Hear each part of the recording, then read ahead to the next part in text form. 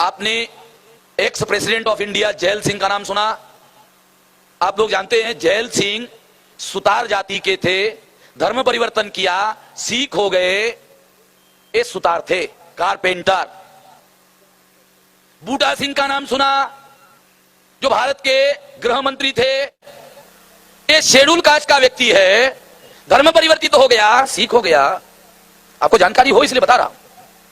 इसी तरह से अनुसूचित जाति, जनजाति, अदर बैकवर्ड कास्ट से लोग सिखिज्म में धर्म परिवर्तित हुए, बुद्धिज्म में धर्म परिवर्तित हुए, 237 कम्युनिटीज जैन धर्म में भी कन्वर्ट हुए।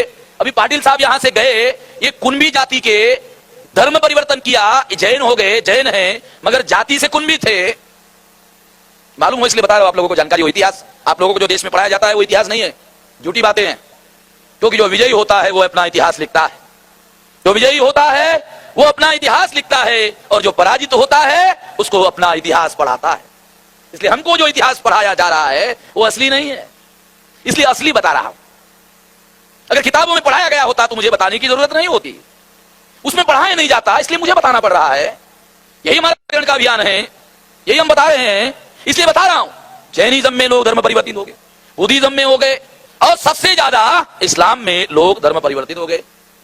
आज के तारीख में 99% जो मुसलमान है भारत का, वो भारत का मुसलमान schedule caste, schedule tribe, other backward caste से धर्म परिवर्तित है।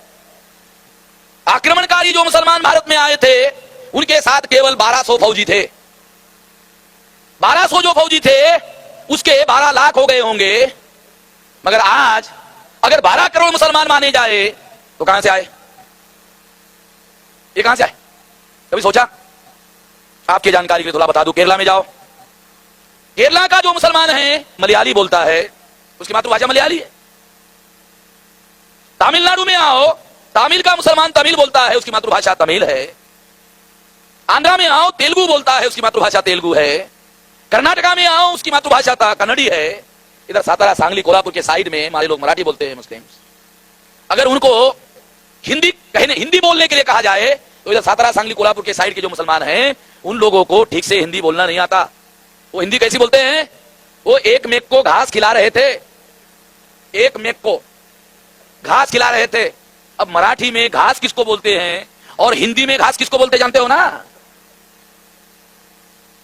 तो हिंदी के बाद में उर्दू, उर्दू के बाद में पारसी, पारसी के बाद में अरबी। अरे तो बहुत दूर है भाई, बहुत दूर है, बहुत लंबा मामला है। अगर इधर बॉम्बे के आगे गुजरात जाओ, गुजरात का मुसलमान गुजराती बोलता है, उसकी मातृभाषा गुजराती है। राजस्थान में जाओ, राजस्थानी बोलता है। मारवाड़ में जाओ, मारवाड़ी बोलता है। लखनऊ में जाओ, अवधी बोलता है। गोरखपुर में जाओ, भोजपुरी बोलता है। पटना में जाओ, मुसलमान मगधी बोलता है। बंगाल में जाओ, बंगाली बोलता है। सुनकर आश्चर्य होगा, बांग्लादेश की राष्ट्रभाषा जानते हो क्या है? बांग्लादेश की राष्ट्रभाषा बंगाली है। आप सोचते होंगे मुसलमानों का राष्ट्र है, उर्दू होगा, नहीं, बंगाली है। बांग्लादेश की राष्ट्रभाषा बंगाली है। क्यों? आपको थोड़ा बता दूं क्या बात है, क्या इतिहास है। जब परिवार के परिवार मुसलमान होने लगे तो उस परिवार में जो मां इलिटरेट थी, अनपढ़ थी, गवार थी, वो परिवार के साथ इस्लाम में चली गई। उसको उर्दू कहां से आएगी? उसको अरबी फारसी कहां से आएगी? वो जो बोलती है अपने बेटे को पढ़ाती है, अपने बेटे को समझाती है। जो बोलती है वही भाषा उसने अपने बेटे को पढ़ाई, समझाई। ये सबूत के तौर पर बता रहा हूं ताकि आप लोगों को पता चले कि ये जो धर्म परिवर्तित मूल निवासी है, ये यहां के धर्म परिवर्तित जो लोग हैं, ये यहां के मूल निवासी लोग हैं। और अगर बहुत बड़ा सबूत चाहिए तो डीएनए के आधार पर प्रमाणित कर लेना, मेडिकल साइंस के आधार पर प्रमाणित कर लेना। तो मैं ये बात आप लोगों को बता रहा था कि ये लोग यहां से धर्म परिवर्तित हो गए, एससी एसटी ओबीसी से। और जो लोग एससी एसटी ओबीसी में ही है, दो हो गए, एक धर्म परिवर्तित हो गए और एक धर्म परिवर्तित नहीं हुए। ऐसे दो लोग हैं, एससी एसटी ओबीसी, जो धर्म परिवर्तित नहीं हुआ और जो धर्म परिवर्तित हो गए, सिख हो गया, मुसलमान हो गया, ईसाई हो गया, बुद्धिस्ट हो गया, जैन हो गया, ऐसे दो वर्ग हो गए। अब हमारे देश में फसाद होता है। जब फसाद होता है तो फसाद किसमें होता है जानते हो? जिन्होंने धर्म परिवर्तन नहीं किया, वो schedule caste, schedule tribe, other backward caste के जो लोग हैं वो लोग, और जो धर्म परिवर्तित होके मुसलमान हो गए और जो धर्म परिवर्तन नहीं किया, उन दोनों के बीच में फसाद होता है। उन दोनों के बीच में फसाद होता है। और जब दूसरे दिन अखबार में खबर आती है छपकर, तो खबर में क्या होता है? खबर में होता है हिंदू मुसलमान का फसाद। अखबार में क्या होता है? अखबार में होता है हिंदू मुसलमान का फसाद। मगर फसाद तो हिंदू मुसलमान का नहीं है। फसाद तो जो धर्म परिवर्तित नहीं हुए और जो धर्म परिवर्तित हुए, इनसे ही, यहां से ही उधर गए, ये दोनों के बीच में फसाद होता है। मगर अखबार वाले लिख देते हैं कि फसाद हिंदू मुसलमान में हुआ। अखबार वाले ऐसा क्यों लिखते हैं? क्योंकि अखबार के मालिक बनिया हैं और अखबार के संपादक ब्राह्मण हैं, अखबार के पत्रकार ब्राह्मण हैं, अखबार का मालिक बनिया है। इसलिए हम इस देश के प्रचार माध्यम का हमने नाम रखा ब्राह्मण बनिया प्रचार माध्यम। इसका नाम हमने रखा ब्राह्मण बनिया प्रचार माध्यम। इसका निर्माता कौन है? इसका निर्माता है मोहनदास करमचंद गांधी। गांधी जी बनिया थे। आजादी के आंदोलन में प्रचार करने की जरूरत थी। गांधी जी ने अपने भाइयों को समझाया और उन बनियों ने अखबार निकाले। आपको सबूत चाहिए? चलो सबूत बता देता हूं। टाइम्स ऑफ इंडिया जो ग्रुप है जैन बनिया का, एक्सप्रेस ग्रुप है गोयंका बनिया का, हमारे महाराष्ट्र में लोकमत ग्रुप है, आपके इधर भी आया होगा, आया, ए दरडा बनिया का। उत्तर भारत में जाओ, भास्कर अग्रवाल बनिया, जागरण ये भी बनिया का ग्रुप है। तो हमारे देश में जितने चैन पेपर निकलते हैं, जिसको श्रृंखलाबद्ध अखबार कहा जाता है, वो अखबार बनिया के मलकियत में है।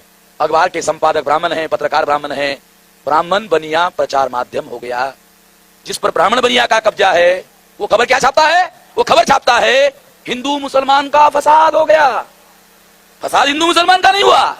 फसाद किसका हुआ? जो schedule caste, schedule tribe, other backward caste के लोग मुसलमान हो गए और जो नहीं हुए और जो हुए उनके बीच में फसाद हुआ। अखबार वालों ने लिख दिया हिंदू मुसलमान का फसाद हुआ। मैं औरंगाबाद में वहां काम करता था, तो मैंने अपनी आंखों से देखा फसाद में क्या होता है मालूम है? जब अमन और चैन रहता है, शांति रहती है, तो लोग अपने को शेड्यूल कास्ट कहते हैं, शेड्यूल ट्राइब कहते हैं, अदर बैकवर्ड कास्ट कहते हैं। और जो फसाद होता है, जैसे ही फसाद होता है, वो जितने schedule caste, schedule tribe, other backward caste के लोग होते हैं, वो सारे के सारे हिंदू हो जाते हैं। जब फसाद होता है तब हिंदू होते हैं। क्यों हिंदू होते हैं जानते हो? क्योंकि फसाद में मारकाट शुरू होती है और मारकाट में मारने वाला आदमी देखता है कौन है, तो बोलता है हिंदू, हाँ जा जा जा जा। यानी बचने के लिए अगर वो अपने को हिंदू नहीं कहता है तो सारे को मार देते। क्या कहता है? हिंदू। सही बोल रहा है? देख, नहीं तो छानबीन करेंगे तेरी, कपड़े उतार कर। यानी वो भी चलता है। तो फसाद में ये लोग अनुसूचित जाति जनजाति बैकवर्ड क्लासेस के लोग हिंदू बन जाते हैं।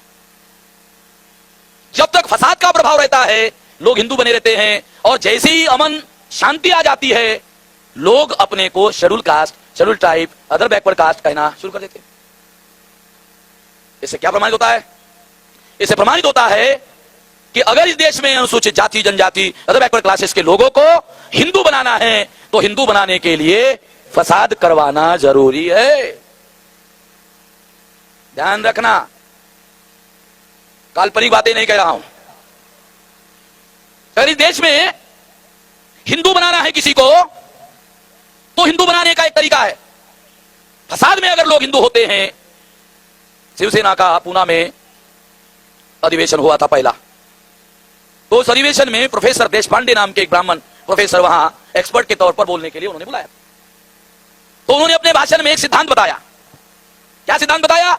कि हिंदुओं की जागृति प्रतिक्रिया से होती है। हिंदुओं की जागृति प्रतिक्रिया से होती है। मगर उसने सिद्धांत आधा बताया, पूरा नहीं बताया। मैं बता देता हूं पूरा, क्योंकि आधा खतरनाक होता है, इसलिए पूरा बताना जरूरी है। हिंदुओं की जागृति प्रतिक्रिया से होती है और प्रतिक्रिया फसाद से होती है। अब हो गया पूरा। हिंदुओं की जागृति प्रतिक्रिया से होती है। अगर हिंदुओं में हिंदू की जागृति निर्माण करनी है तो देशपांडे का कहना है प्रतिक्रिया निर्माण करनी होगी। मगर उसके सामने समस्या थी, अगर बताऊंगा कि प्रतिक्रिया कैसे निर्माण करना होगा तो उसको बताना पड़ता कि इसके लिए फसाद करना पड़ेगा। अगर वो ये बताता कि फसाद करना पड़ेगा तो ये अपराध संहिता में अपराध माना जाएगा। इसलिए उसने आधा बताया और जो आधा रह गया था वो प्राइवेट में बताया होगा। क्योंकि प्राइवेट में बताने से काम तो हो जाता है मगर कानून से बचाव भी हो जाता है। मैं तो बदमाश लोगों की बदमाशी का विश्लेषण कर रहा हूं, मैं अपने से कुछ नहीं कह रहा हूं, न कर रहा हूं। मैं तो भारत को महान बनाने का जो अभियान चल रहा है, अगर फसाद खत्म कर लो तो अमन आएगा, शांति आएगी, शांति आएगी तो तरक्की होगी, तरक्की होगी तो देश का विकास होगा, विकास होगा तो देश महान होगा, महान होगा तो महाशक्ति होगा, महाशक्ति होगा तो दुनिया में भारत का मान सम्मान होगा। इसलिए मैं फसाद की जड़ को खत्म करना चाहता हूं, इसलिए ये कह रहा हूं। जो काम पुलिस को करना चाहिए वो काम मैं कर रहा हूं। ये काम पुलिस को करना चाहिए। लॉ एंड ऑर्डर पुलिस का सब्जेक्ट है, मेरा नहीं है। कानूनन संविधान सम्मत पुलिस का एक ही काम है, दो नहीं। क्या काम है? लॉ एंड ऑर्डर मेंटेन करना। लॉ एंड ऑर्डर का मतलब है कानून और व्यवस्था का निर्माण करना। जब व्यवस्था होती है तो तरक्की होती है। फसाद में कानून और व्यवस्था खत्म हो जाती है और इस वजह से समस्याएं बहुत ज्यादा गहरी होती है। इसलिए मैं ये बता रहा हूं, आप लोगों को जानकारी बता रहा हूं। क्या जानकारी बता रहा हूं? कि जिन लोगों के बीच में फसाद होता है वो लोग जो है लिख देते हैं हिंदू मुसलमान का फसाद है। फसाद हिंदू मुसलमान का नहीं होता है। जो धर्म परिवर्तित मूल निवासी है वो और जिन्होंने धर्म परिवर्तन नहीं किया, दो मूल निवासियों में फसाद होता है। एक मूल निवासी दूसरे मूल निवासियों को मारता है, जलाता है, काटता है, खत्म कर देता है। एक मूल निवासी उसको मारता है, दूसरा मूल निवासी उसको मारता है, एक उसको मारता है, वो उसको मारता है, दोनों को मारते हैं, दोनों को मारकर मरते हैं, खपते हैं, खत्म होते हैं। जो बच जाते हैं वो कोर्ट के चक्कर में खत्म हो जाते हैं। इसलिए मैं हमेशा ये कहते रहता हूं कि फसाद की जो समस्या है ये सबसे बड़ी समस्या तो है, मगर किसकी समस्या है? मुसलमान कहते हैं ये हमारी सबसे बड़ी समस्या है, मगर मैं मानता हूं कि ये मुसलमानों की सबसे बड़ी समस्या नहीं है। ये अनुसूचित जाति, अनुसूचित जनजाति, अदर बैकवर्ड क्लासेस के लोगों की सबसे बड़ी समस्या है। ये मैं यहां साबित कर दूंगा आपको। इन लोगों की सबसे बड़ी समस्या है। क्यों सबसे बड़ी समस्या है? जो इस देश में अल्पसंख्यक है, ब्राह्मणों की संख्या 3.5% है। 3.5% वाला आदमी भारत के किसी भी चुनाव क्षेत्र में चुनाव लड़े, किसी भी चुनाव क्षेत्र से ब्राह्मण चुनाव नहीं जीत सकता और चुनाव जीतकर एमपी नहीं बन सकता। जब एमपी नहीं बनेगा तो एमपीओं का बहुमत नहीं होगा। जब एमपीओं का बहुमत नहीं होगा तो पीएम कहां से होगा? एमपी मींस मेंबर पार्लियामेंट और पीएम मींस प्राइम मिनिस्टर। तो एमपी नहीं होगा तो पीएम कहां से होगा? और जब पीएम नहीं होगा तो व्यवस्था पर कब्जा कहां से होगा? जब व्यवस्था पर कब्जा नहीं होगा तो अपना वर्चस्व कैसे निर्माण करेगा? नहीं कर सकता। इसलिए जो 3.5% है वो लोग बहुसंख्य बनना चाहते हैं और बहुसंख्य बनने के लिए इस देश में फसाद करवाते हैं। यह है उसका कारण। फसाद करवाने से क्या होता है? जो schedule caste, schedule tribe, other backward caste का आदमी अपने को हिंदू नहीं कहता, न मानता है, वो फसाद में हिंदू हो जाता है। और जैसे ही फसाद में हिंदू हो जाता है, अल्पसंख्यक ब्राह्मण बहुसंख्य हो जाता है। बहुसंख्य हो जाता है, वो चुनाव लड़ता है, हिंदू के नाम पर वोट पाता है और हिंदू के नाम पर जैसे वोट मिलता है अल्पसंख्यक ब्राह्मण चुनाव जीत जाता है। वरना कोई भी ब्राह्मण भारत में चुनाव नहीं जीत सकता। किसी भी चुनाव क्षेत्र से, भारत के किसी भी 543 में से पावर पर कब्जा करने के लिए फसाद होते हैं। ध्यान रखना। 3.5% लोग, आपको सुनकर आश्चर्य लगेगा, जो 3.5% है, ब्राह्मण 3.5%, मुसलमान 12%, 3.5% ब्राह्मण मुसलमानों को क्या कहते हैं? मुसलमानों को कहते हैं अल्पसंख्यक। 3.5% बहुसंख्यक और 12% अल्पसंख्यक। समझ लो ना चमत्कार। ये चमत्कार के बारे में कभी सोचा? कभी नहीं सोचा आप लोगों ने। ये बहुत ज्यादा गंभीरतापूर्वक सोचने का मामला है कि आखिरकार अल्पसंख्यक ब्राह्मण एडल्ट फ्रेंचाइज में प्रौढ़ मताधिकार में बहुसंख्यक कैसे होता है? और जब बहुसंख्यक नहीं होगा तो चुनाव कैसे जीतेगा? जब चुनाव नहीं जीतेगा तो व्यवस्था पर काबिज कैसे होता है? नहीं हो सकता, मगर होता है। इसीलिए फसाद करवाए जाते हैं। फसाद इसीलिए होते हैं और फसाद में अनुसूचित जाति, जनजाति, अदर बैकवर्ड क्लासेस के लोगों को हिंदू के नाम पर इस्तेमाल किया जाता है। मैं दुख के साथ कहना चाहता हूं मुसलमान भाइयों को कि मुसलमान लोग अनुसूचित जाति, जनजाति, अदर बैकवर्ड क्लासेस के लोगों को हिंदू कहते हैं। ये बिल्कुल हिंदू नहीं है।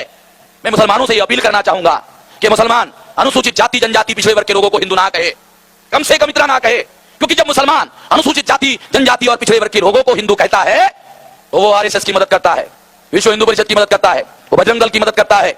अगर मुसलमान आरएसएस की, विश्व हिंदू परिषद की, बजरंग दल की मदद करता है और मदद करने से उसको शक्तिशाली बनाता है, उसको शक्तिशाली बनाने के बाद अगर मुसलमान रोता है, चिल्लाता है, तो उसको रोने चिल्लाने का अधिकार नहीं है।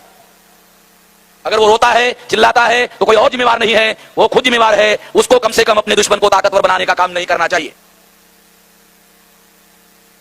मैं आपकी जानकारी के लिए बता दूं, हमारे वक्ताओं की माफी मांगकर भी एक बात कहना चाहता हूं। ये बहुत गंभीर मामला है कि मुस्लिम लोग जो वक्ता होते हैं, लगभग वक्ता जो है इस देश का नाम जब पुकारते हैं तो कहते हैं हिंदुस्तान, कहते हैं ना।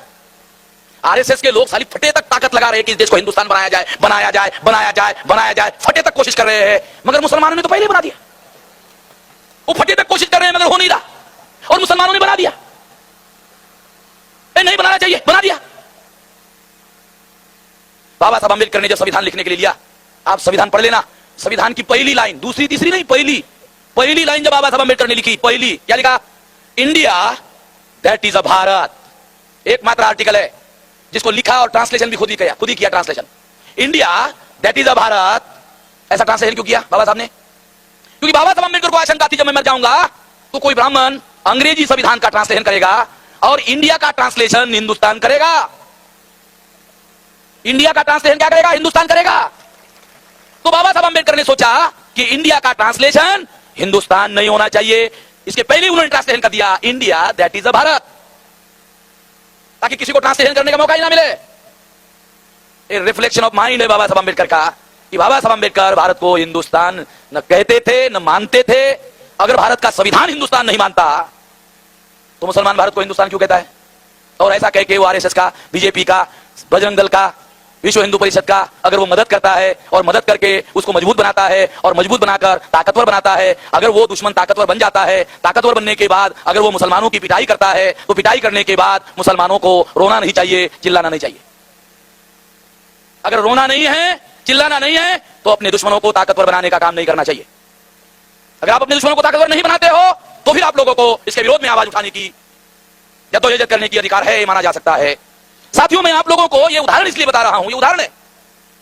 ऐसी बहुत सी बातें हैं जो हम तकरीर में बोलते रहते हैं और बोलने से ही हमारे दुश्मनों का बहुत सारा हमारे द्वारा मदद होती रहती है। कम से कम अगर हम दुश्मन को कमजोर नहीं बना सकते तो कम से कम दुश्मन को ताकतवर नहीं बनाना चाहिए। अगर दुश्मन को हम लोग कमजोर नहीं कर सकते तो कम से कम उसको ताकतवर नहीं बनाना चाहिए। कम से कम इतना तो हम कर सकते हैं, ये हमको करना चाहिए। तो साथियों, मैं ये बता रहा था कि इस देश में फसाद करने के लिए अनुसूचित जाति, जनजाति और बैकवर्ड क्लासेस के लोगों को कैसे तैयार किया जाता है फसाद करने के लिए? उनको कहा जाता है मुसलमान विदेशी है। आपको जानकारी होनी चाहिए, आपको प्रतिवाद करना है। आपको प्रतिवाद करने के लिए आपके पास इंफॉर्मेशन चाहिए। वो कहते हैं उनके बीच में जाकर क्या कहते हैं? मुसलमान विदेशी है। और मुसलमान क्या कहते हैं? इसका क्या जवाब देते हैं? मुसलमान जवाब देते हैं बाबर हमारा पुरखा है, अकबर हमारा पुरखा है, औरंगजेब हमारा पुरखा है। देखो जवाब क्या देते हैं। वो कहते हैं मुसलमान विदेशी है और मुसलमान कहता है बाबर हमारा पुरखा है, अकबर हमारा पुरखा है, हुमायूं हमारा पुरखा है। जो विदेशी आक्रमणकारी है उसको मुसलमान कहता हमारा पुरखा है। जब मुसलमान कहेगा वो हमारा पुरखा है तो आरएसएस कहता है मुसलमान विदेशी है। तो क्या मुसलमान साबित नहीं करता कि मुसलमान विदेशी है? क्या मुसलमानों को यह साबित करना चाहिए कि मुसलमान विदेशी है? अरे कम से कम अपना बचाव तो करना चाहिए भाई, कम से कम अपना डिफेंस तो करना चाहिए। इससे संकट तो निर्माण होता है, ये संकट तो निर्माण नहीं होने देना चाहिए अपने सामने। वो कहते हैं विदेशी है। मैं लोगों को बताता हूं सारे देश भर में कि 99% मुसलमान धर्म परिवर्तित मुसलमान है। और धर्म परिवर्तन क्यों किया इन लोगों ने? धर्म परिवर्तन, ये धर्म परिवर्तन किया, ये सही किया, गलत बिल्कुल नहीं किया। ये धर्म परिवर्तन का आंदोलन, ये हमारे लोगों के मान, सम्मान, स्वाभिमान का आंदोलन है। क्यों है? क्योंकि उन्होंने अपने धर्म के नाम पर हमारे लोगों को दबाने की कोशिश की, उनको नीच बनाने की कोशिश की, उनको अछूत बनाने की कोशिश की, उनको जाति के आधार पर तोड़ने की कोशिश की और उनको दबाकर गुलाम बनाने की कोशिश की। जिन लोगों को गुलाम बनाने की कोशिश की गई उन लोगों ने प्रतिकार करके अगर उनके धर्म को लात मार करके दूसरा धर्म कबूल किया, उनके मान, सम्मान और स्वाभिमान का विद्रोही अभियान